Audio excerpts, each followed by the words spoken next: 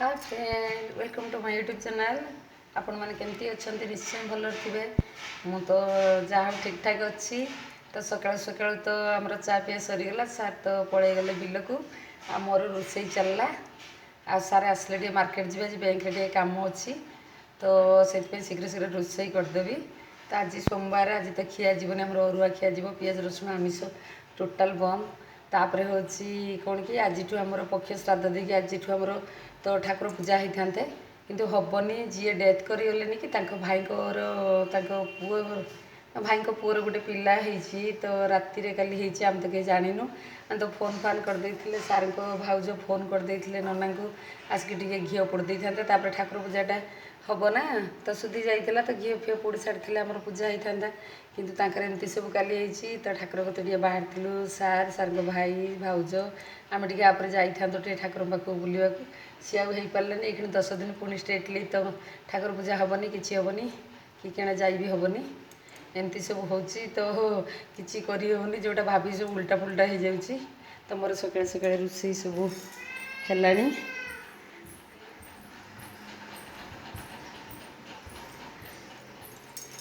सका सका मोर है कांकड़ आलू भाजिली डालमा बनैली तो आलू सिझे चटनी बनैबी अरुआ भात अलरेडी मोर हो जाइए तो सब बन देती हूँ खाली बनैबी सार पिठा टिके करी आसले खाइबे। तो सबू आमर धुआ धुई होता बर्तमान सबू पुणी आउ थे पुणी सब धुआ धुई हम बहुत बड़ फैमिली मानकर जो कि सब असुविधा हो तो मासर निहाती तो 15 दिन ठाकुर पूजा निहाती बंद हो। एथर तो 15 दिन से 10 दिन 25 दिन पूरा ठाकुर पूजा बंद। ठाकुर घर उपर सब आज टे सका सब सफा करते तो नना आसे घी फी पड़ते करते किंतु किसी करदेवे टोटाली आम घरे भी तो गणेश पूजा हुए तो जो बड़ पुआ आमर नुह से भाई पुओ सी तो प्रत्येक वर्ष तो छोट बेलू करूला से सब तार भारी मन दुख पिला मानकर समस्त मन दुख कहीं पूजा होता आम घरे तो टोटाली आमर से जो टेंट फेंट से जो आम रोसैया टोटाली सब कल फल कर दिया आसते तो से आसापी तो मूर्ति फूर्ति से सब पेमेंट भी नहीं जाते तो किंतु हो पारबनी आमर जहाँ छुआ क्लब रे जदि से करेंगे करेंगे ना गाँव में हम कि आम घरे आबनी समस्ते खुशी थे तो हम तापर सब धुआ धुई करूँ एने सब एजाए भी है कपड़ा सब कमल फमल सब सेमती आम सुखुचे एजाए सुखीनी भी जो वर्षा होता सुखीनी पुणी सब धुआ धुई हम सतरे भारी हैरान होते पड़ी आ बहुत बड़ फैमिली ताने कुटुंब माने वंशर कुटुंब सी कौन हो जाती तापर भी सब गुड़ाक करने को पड़ुଛି कारण माने पालिकी चलती समस्ते एमती सब तो मो गछ सब फूल गछ मोर सेमती सब नष्ट हो गलानी तो देखिए चलते केमती सब सड़ा लगी सब नष्ट हो गलानी। ये हमर गछ आनिकी रखाई लगा हब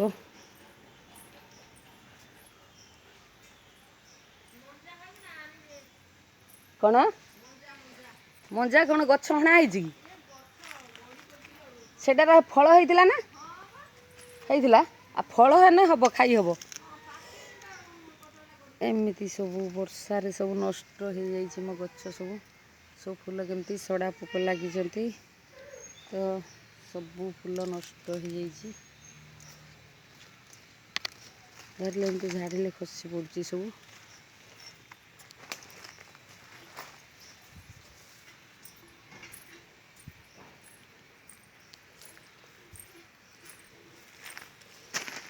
एमती सब गछ सब एमती सब पोक मारुंट कहीं वर्षा खरा होनी ना वर्षार एमती सब हो जाऊँगी आ तो किसी गछ मरीगला सार कोड़े देते सब ये जो सब मरीगला किसी ना ये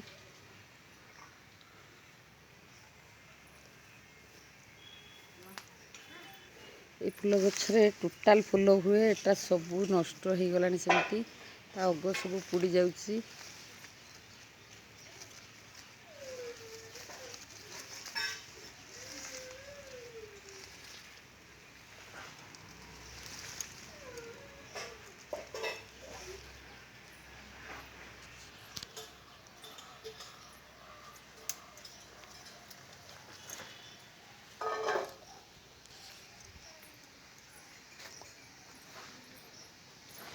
ଟୋଟାଲ ଗଛ ସବୁ ନଷ୍ଟ ହେଇଗଲାଣି।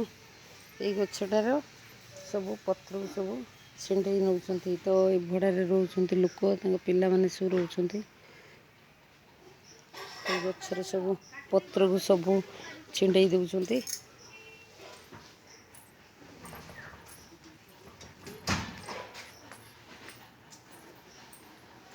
ଗଛ ସବୁ କଟା ହେଲା, ଲଗାଯିବ ଆଉ ଜାଗେ।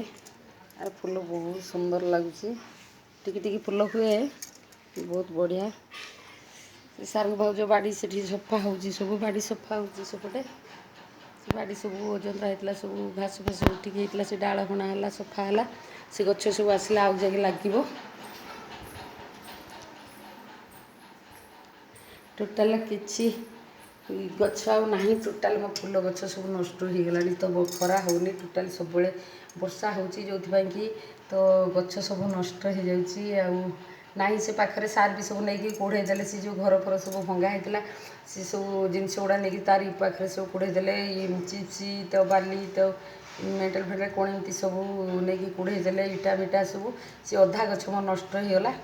ଆଉ ଯାହା ଅଛି ସେ ସବୁ ସଡ଼ା ଲାଗିକି ନଷ୍ଟ ହେଇଗଲା। ଭାରି ମନ ଦୁଃଖ। କାଲି ମୁଁ ଦେଖୁଥିଲି ସକାଳେ, ତ ସେମିତି ସବୁ ହେଇଥିଲା। ମୁଁ ଭାବିଲି ତ ଖରା ହେଲେ ଠିକ୍ ହେଇଯିବ, କିନ୍ତୁ ନା, ପାଣି ସ୍ୱଳ୍ପ ମାରୁଛି, ତା ମୂଳରେ ପାଣି ଜମିକି ରହୁଛି, ଆଉ ତ ହେଇପାରୁନି କିଛି। ଯାହା ଏମିତି ଚାଲିଛି। ମୁଁ ଚାଲିଲି ଏବେ ତ ଆଉ ଖାଲି ଶାଗ ଭାଜିବି, କିଛି ସବୁ ସରିଯାଇଛି, ଖାଲି ଶାଗ ଭାଜିବି। ସେଇଟା ଖାଇଲା ବେଳକୁ ଭାଜିବି, ଏଇନେ ଭାଜିଲେ ଥଣ୍ଡା ହେଇଯିବ, ସାର୍ ଖାଇବେନି, ଯେଉଁଥିପାଇଁ ସେଇଟା ପଛରେ କରିବି। ଜଷ୍ଟ ଟିକେ ବାହାରିବି, ବାହାରିକି ମୁଁ ଏବେ ବ୍ୟାଙ୍କ ଯିବି। ସାର୍ ଆସିବେ ଏବେ। ସାର୍ ପଳେଇ ଯାଇଛନ୍ତି ସେ ବିଲରେ ଆମର ଯେଉଁ ପାଣି ସବୁ ପଶିଗଲା, ଯେଉଁଥିପାଇଁ କି ସବୁ ନଷ୍ଟ ହେଇଯାଇଛି ଗଛ। ତାକୁ ଆଉ ଥରେ ଉପାଡ଼ିକି ଲୋକ ନେଇକି ଯାଇଛନ୍ତି, ଉପାଡ଼ିବେ। ସେ ଲୋକ କିନ୍ତୁ ଖାଇବେନି, ଆମ ଗାଁ ଲୋକ ଖାଇବେନି, ତ ସେମାନେ ତାଙ୍କ ଘରେ ଖାଇବେ। ତ ସେଇମାନଙ୍କୁ ନେଇକି ଯାଇଛନ୍ତି 4-5 ଜଣ, ସେଇଟା ଉପାଡ଼ିବେ। ଉପାଡ଼ିକି ତାକୁ ନେଇକି ପୁଣି ସେ ଗଛ ସବୁ ପୋତାଯିବ। ତା'ମାନେ 7-8ଟା ବିଲ ଏମିତି ହେଇଯାଇଛି। କେତେ ଜମି ସେତିକି ହେବ ମୁଁ ତ ଜାଣିନି, ସେତିକି ବିଲ ନଷ୍ଟ ହେଇଛି, ଆଉ ସବୁ ଠିକ୍ଠାକ୍ ଅଛି। ତ ସାର୍ ଯାଇଛନ୍ତି, ସେ ସବୁ ଆଉ ଥରେ ଉପାଡ଼ିକି ଆଉ ଥରେ ପୁଣି ପୋତିବେ ବିହନ। ଆମର ଇଏ ଚାଷ, ଏଇ ଯେଉଁ କାମଟା ସରିବନି। ଏଇଥର ନୂଆ ସାର୍ ଚାଷ କରୁଛନ୍ତି, ଦେଖିଲା ସବୁ ପ୍ରୋବ୍ଲେମ୍। ତ କେତେବେଳେ ପାଣି କେଉଁଠି ରହୁଛି, କିଏ ହାଣିକି ପାଣି ନେଇଯାଉ। ସାର୍ ତ ଜାଣନ୍ତିନି ଚାଷବାସ ସେମିତି ଭଲ, ତ ଯେଉଁଥିପାଇଁ କି ଆମକୁ ଟିକେ ବେଶୀ ପ୍ରୋବ୍ଲେମ୍ ହେଉଛି। ଯାହା ଲୋକଙ୍କୁ ନେଇକି କରିବାକୁ ପଡ଼ୁଛି, ତ ଲୋକ ଜାଣିଛନ୍ତି ନା, ସେମାନେ ସବୁ ଠିକ୍ଠାକ୍ ଯେଉଁଗୁଡ଼ା ଜାଣିଛନ୍ତି କରିଦେବେ।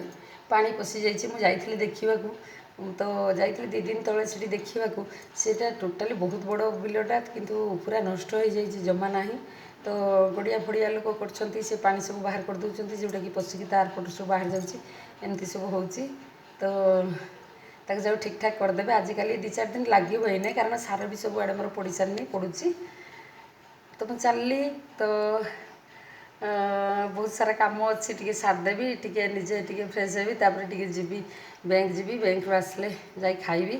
ଆଜି ସୋମବାର ଅଛି, ଆମର ସବୁ ନିରାମିଷ, କିଛି ବି ପଡ଼ିବନି। ସେମିତି ଠାକୁର ପୂଜା ହେଇଥାନ୍ତା, ଟିକେ ଭଲ ଲାଗିଥାନ୍ତା। କେଉଁଠି ଟିକେ ଯିବୁ ବୋଲି ବାହାରିଥିଲୁ, ପ୍ରୋଗ୍ରାମ୍ ତ ବହୁତ ଆଡ଼େ ଥିଲା, କିନ୍ତୁ କରେଇ ଦେବେନି। ପୁଣି ସେମିତି ଗୋଟେ ତାଙ୍କର ଯେଉଁ ପିଲା ହେଲା, ଯେଉଁଥିପାଇଁ କି ଆଉ ଏଇଖିଣି 10 ଦିନ ପୁରା ରେଷ୍ଟ୍ରିକ୍ସନ୍, କେଣେ ଯାଇ ହେବନି, ଠାକୁର ଫାକୁର ଯାଇ ହେବନି, କିଛି ନାହିଁ। ତ ଏମିତି ତ ରହୁଛି। ତାହେଲେ ଆମ ଭିଡ଼ିଓ କେମିତି ଲାଗୁଛି ନିହାତି କହିବେ। ଭଲ ଲାଗିଲେ ଲାଇକ୍, କମେଣ୍ଟ, ସେୟାର ନିହାତି କରିବେ। ଆମ ଚ୍ୟାନେଲରେ ନୂଆ ଥିଲେ ସବସ୍କ୍ରାଇବ୍ କରିବାକୁ ଭୁଲିବେନି। ପାଖରେ ଥିବା ଏ ବେଲ୍ ଆଇକନ୍କୁ ନିହାତି ପ୍ରେସ୍ କରନ୍ତୁ, ଯଦ୍ୱାରା କି ମୋ ଭିଡ଼ିଓ ପକେଇଲେ ଆପଣଙ୍କ ପାଖରେ ନିହାତି ଆଗେ ପହଞ୍ଚିବ। ରହୁଛି ତାହେଲେ, ବାଏ। ନେକ୍ସଟ ଭିଡ଼ିଓରେ ପୁଣି ଦେଖା।